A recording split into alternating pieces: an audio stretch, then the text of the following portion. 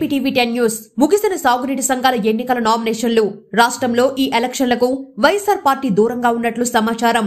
కర్నూలు జిల్లా కొసిగి మండలంలో ఈ నెల 11వ తేదీ నుండి 14వ తేదీ వరకు నామినేషన్లు దాఖలాలు చేసేందుకు నామినేషన్ కేంద్రాలను సంబంధించిన అధికారులు ఏర్పాటు చేశారు. అయితే జంపాపురం, కామరదొడ్డి, సాతనూరుకు సంబంధించిన రైతులు శనివారం సాగునీటి సంఘాల ఎన్నికలకు నామినేషన్ దాఖలు చేశారు.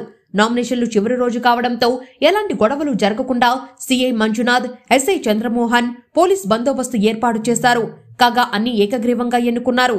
అన్ని స్థానాలలో తెలుగుదేశం పార్టీకి చెందిన అభ్యర్థులను ఏకగ్రీవంగా ఎన్నుకున్నారు.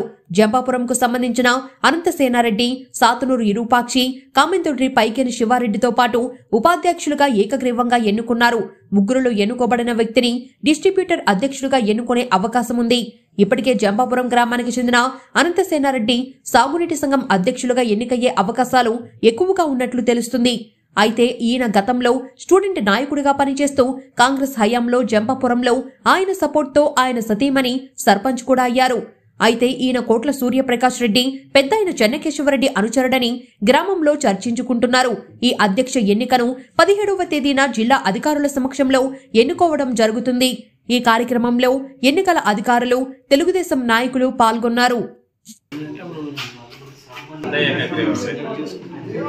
ఇప్పుడు డబ్ల్యూ ఎలక్షన్ చేయడానికి స్టడీ చేస్తున్నాను. ఎక్స్ట్రా కాంటాక్ట్ చేయాలి.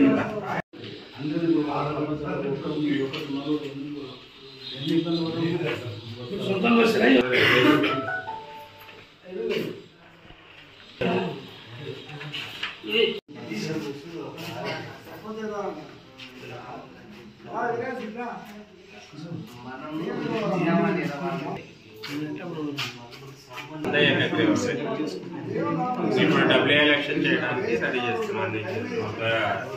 ఎక్స్ట్రా కాంటాక్ట్ చేయాలి.